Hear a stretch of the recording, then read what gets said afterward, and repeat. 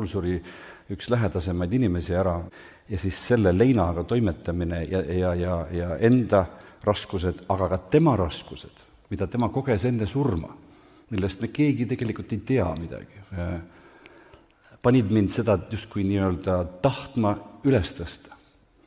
Ja ta oli surnult peast täiesti rahuliku näoga, justkui nagu oleks olnud aitab küll.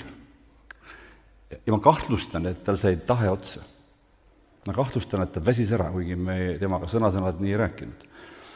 Ja siis ma mõtlesin, et paganat, et kui ikkagi ta saab tahe otsa, väsib ära ja siis teatud moodi annab alla, vanusest 47, et see on vilets, eks.